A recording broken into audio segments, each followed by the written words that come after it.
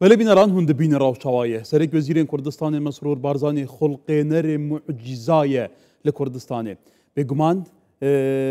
بنیاته کی گله کی پیزدانه ولاتی ما برف آراسته کی گله کی جداته بر لدوره کی پرکشه کردستان کی مینا ولاته کی هری پیشکتی دانی بر خوب کی روزانه پروژه استراتژیک دواره جرخانه آبوری جرخانه معرفی زانستی کلتوری خوشگذرانی جانه که سردم به حالات که دانید او پروژه سرک وزیر کردستان دادنین وری بنگهی بود دادنید تو ودیکت که ویدت خدمت خلک کردستان دایاوه دا بگمان دمک بو خوام بو کسی بوارنت کرده چه بید لی جنابوان که را واقعی که حاشا هل نگرتی اوجی بگمان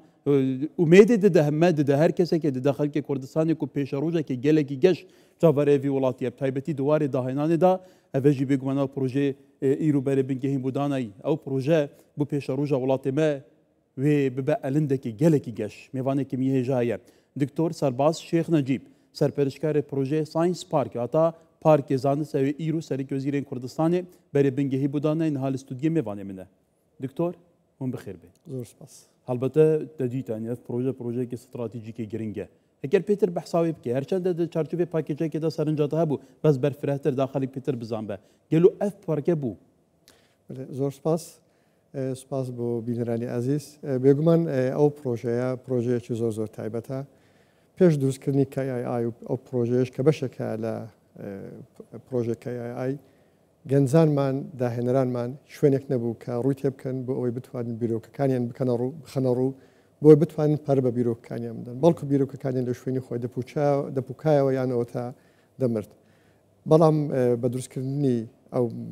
دامزراوه و بدرست کردنی ساینس پارک بردانانی بردی بناغه و کلا لپاشا روز دا هوادار لنزیک دا بکویتا کار کردن اما وادا کاتن که شوینیشی گنزاو هبیتن بو گنزکان بو بتوانن بیرۆکەکانی خۆیان تێدا بکەنە ڕاستی بە شێوەیەکی زانستی نەک تەنها نەکو بە شێوەیە چارمەچی ئەمەش لە چوارچێوەی کۆکردنەوەی ئەکادیمیا کارتی تایبەت و هەروەها ئەو پێداویستیانێک کە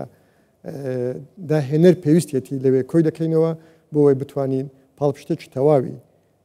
ئەم داهێنەرانە بکەین واتە بیرۆکەکانیان لە بیرۆکەوە بە شێوەیەکی زانستی بە قۆناغەکانی داهێناندا تێپەڕێت و ببێتە بەرهەم کە سوودی خۆی و سوودی کۆمەلگا و سوودی وڵاتەکەتدا دەبێت. بەڵێ دکتۆر هەڵبەتە پێشترجی دەما گەنجین داهێنەریە تین بەردەوام وڵاتی مەدا بەس لە چارچوبێ مەدگایدا هەندێک جاران دەدیت. ئەف پرۆژەیە بۆ ژێرخانی معریفی زانستی و بۆ نەڤین بێت لە کوردستانەوەی چ کاریگەریەوەی هەبیت بێت.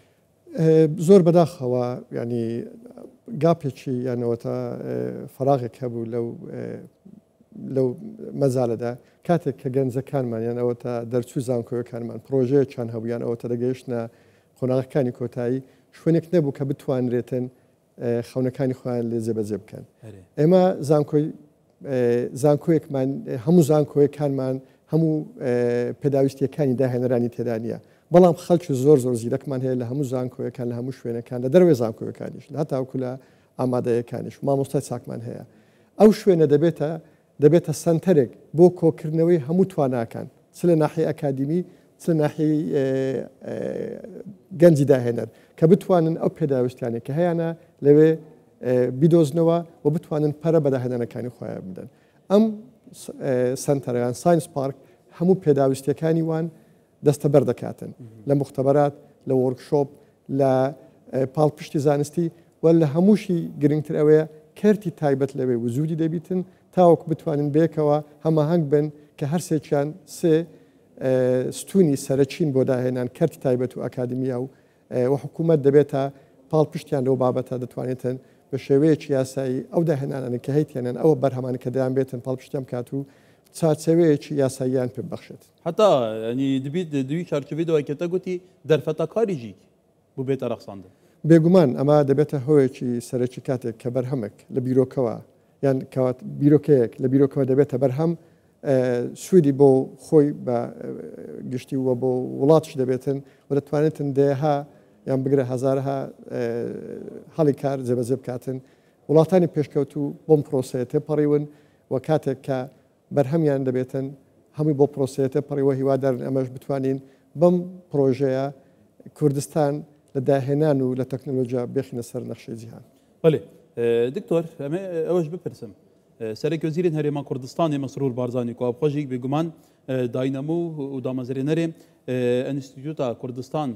بونیگری گش پیدانه اوجی دیجیتال چارچوبه ویدا ما بس تاوی چی یعنی بیروکه بوچات که گلاله کن توش نیزی و بگمان وی که دزانی متابعه دیگه بگمان بیروکی کی آی نوتا انستیتوتی دهنان نویگری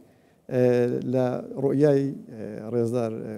مسرور بارزانی سرچ حکومتی هرمی کردستان بولا سرتاوا و همو پالپشتی کی بو ام دزگاه فراهم کردوا و خوش راسته و خوش سرپرشتی ام دزگاه دک باوری چزوری پیتی اوی که ام پروژه جدا تایبەتمەندی چی رئیسدار سەرۆکی حکوومەت ئەوەیە کە چاوەڕوانی داهاتوو ناکات و پێشبینی ناکاتن بەڵکو خۆی کار دەکاتن بۆ دروستکردنی ئەو داهاتووە و پرۆژەی ساینس پارک و چەندەها پرۆژێتری لەم چەشنە بەڵگەن بۆ ئەوەی کە چۆن دەیەوێتن داهاتوو دروست بکاتن بۆ گەنجەکان و بۆ ڕساندنی هەڵی کاری زیاتر کەواتە وەکو بەڕێزش دەزانی کڕۆکی پێشکەوتن و گەشەکردنی وڵات بە تایبەتی جیهانی ئەم سەردەمە گرنگیدانە بە بواری زانست معریفە پێشخستن بە تایبەتی ئەمە کوردستان بەرەو چاقاری دەبات لە چارچوەی ئەم ناوچەیە کە ناوچەیەکی خۆ دەزانی چونە عێراق ڕەوشی چوونە بێگومان ئەمە ئێستاوەکو بە تایبەتی لە پێشکەوتنی تەکنۆلۆژیا و دەستگەیشتن بە هەموو زانیاریەکان بە شێوەیەکی ئاسانتر دەکرێت ئێمە زۆر بە ئاسانتر بتوانین پێش بکەون لە بواری تەکنۆلۆژیا ئاوت سۆرسینگ ئێستاوەکو ئاسان بووە دەکرێت جودا لە پێشووتر گەنجەکانمان بتوانن بە هەمان ئاستی وڵاتانی پێشکەوتو پەرە بەتوانەکانی خۆیان بدەن بتوان بەرهەمیان هەبیتن و ئەم دەستگایە و ئەم سنتەرەوەی ساینس پارک دەبێتە پاڵپشتێکی زۆر زۆر باش بۆ گەنجانمان و هیوادارن کە بتوانن سوودی لەوە بگرن و ڕاستەوخۆ کار بکەن بۆ ئەوەی لە دوا ڕۆژدا ئەم فاسیلیتانی کە لەوێ هەنە بەکاری بینن کەواتە ژبلی گەنجین هەرێما کوردستانی گەل و ئالیێندنجی دکارن مفاژە هەرگێن توزانی ژێ ڕەوشە وڵاتێن دەردۆر و عێراقێ و ناڤاڕاست و باشوورەوەی چاوایە بێگومان ئەم ساینس پارک لەسەر ئاستی کوردستان و عێراق بێوێنێ یەکەم با بڵێن سنتەری لەم زۆرەیە کە دەکرێتەوە خەڵکی بەتوانای کوردستان و عێراق و ناوچەکەش دەتوانن سوودی لێوەربگرن و بە تایبەتی خەڵکی خۆمانی کورد لە دەرەوەی وڵات کە زۆر زارن بیرۆکیان هەیە و دەیانەوێتن سوود لەم بیرۆکانیە وەگرن و بەکاری بێنن بۆ کوردستان بەڵام لەوانە ژنگەیەکی گونجاو لە باریان نەبووە بۆ جێبەجێکردنی ئەو بیرۆکە و ئەو خاونانەکەیان بووە بە خۆشحاڵیەوە ئێستا وەکو بە پاڵپشتی ڕێزدار مەسرور بارزانی ئەم سنتەرە دەکەوێتە کارکردن و دەکەوێتە دێتە بواری جێبەجێکردن ئینشاڵڵا لە کاتێکی گونجاو تاوا